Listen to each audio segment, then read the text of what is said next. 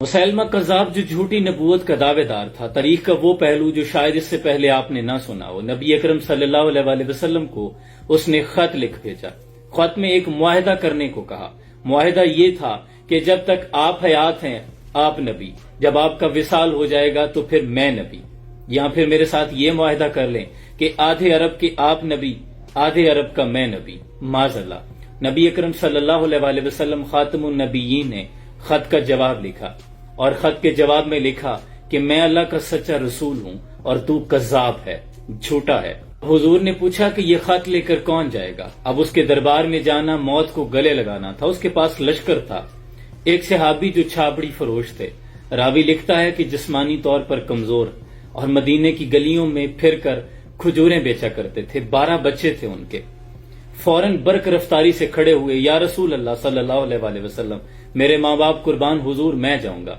اس دوران کھجور کھا رہے تھے، آدھی کھجور ابھی منہ میں تھی کہ فٹ سے جب یہ بولا کہ حضور میں جاؤں گا تو کچھ کھجور کے ٹکڑے صحابی نیچے بیٹھے تھے ان پہ گر گئے۔ وہ کہنے لگے کہ تجھے جانے کی بڑی جلدی ہے، تو کہنے لگا کہ اگر کھجور کھاتے ہوئے ڈیوٹی کسی اور کو مل جاتی پھر میرا کیا ہوتا؟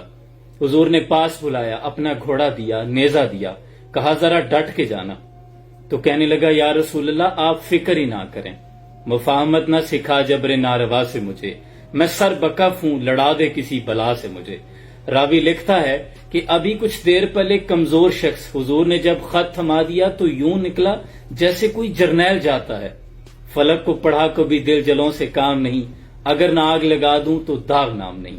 خط لیا اور مسیلمہ کذاب کے دربار میں پہنچے۔ اسی دربار میں موجود ایک شخص جو بعد میں اسلام قبول کرتا ہے، اس روایت کو نقل کرتا ہے کہ حبیب بن زید، یہ صحابی رسول، جب مسیلمہ کذاب کے دربار میں پہنچے تو پوری جرأت اور شجاعت کے ساتھ نیزے کو فرش میں گاڑ دیا، سامنے دیوار بن کر کھڑے ہو گئے۔ مسیلمہ نے پوچھا کون ہو؟ تو برقدار آواز میں گرجتے ہوئے کہنے لگے کہ مجھے چہرے سے دیکھ کر پہچان نہیں لیا کہ محمد عربی کا غلام آیا ہے؟ ہمارے تو چہرے ہی بتا دیتے ہیں کہ ہم سچے رسول کے امتی ہیں۔ نور آنکھوں میں تو چہروں پہ اجالے ہوں گے، مصطفیٰ والوں کے تو انداز نرالے ہوں گے۔ مسیلمہ نے پوچھا کیوں آئے ہو؟ تو خط کا جواب تھما دیا۔ خط پکڑتے ہی مسیلمہ نے ساتھ کھڑے غلام سے کہا کہ خط پڑھو۔ اب بھرے دربار میں جب اس نے باواز بلند خط پڑھا، خود کو کذاب کہتے ہوئے، جھوٹا کہتے ہوئے سنا، تو مسیلمہ کی آنکھوں میں خون اتر آیا۔ گرجدار آواز میں میان سے تلوار نکالی اور حبیب بن زید کی گردن پر رکھ دی اور پوچھا تمہارے نبی نے مجھے جھوٹا کہا ہے، تمہارا کیا خیال ہے؟ حبیب بن زید کہتے ہیں خیال نہیں، یقین ہے، جسے میرا نبی جھوٹا کہہ دے وہ جھوٹا ہی ہوتا ہے۔ تو 7 سمندر سیاہی بنا دے اور اپنے دامن سے اس داغ کو دھونا چاہے، سچ لکھے تو پھر بھی کذاب ہے، تو جھوٹا ہے۔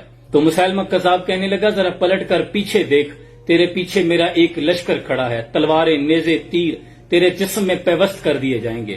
تو حبیب بن زید نے کہا کہ تو جانتا ہے نبی اکرم صلی اللہ علیہ وآلہ وسلم نے جب مجھے خط دیا تو میں خط لے کے نکلا، میرے 12 بچے ہیں جن میں سے کچھ دودھ پیتے ہیں، کچھ ابھی چل نہیں سکتے، لیکن میں خط پکڑ کر ایک لمحے کے لیے پیچھے مڑ کر اپنے بچوں کے بارے میں نہیں سوچا تھا، اپنے گھر کو نہیں دیکھا تھا۔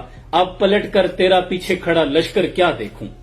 تو جو کر سکتا ہے کر لے، میرا خیال یہی ہے۔ اسے غصہ آیا، اس نے تلوار چلائی، حبیب بن زید کا ایک بازو کاٹ دیا۔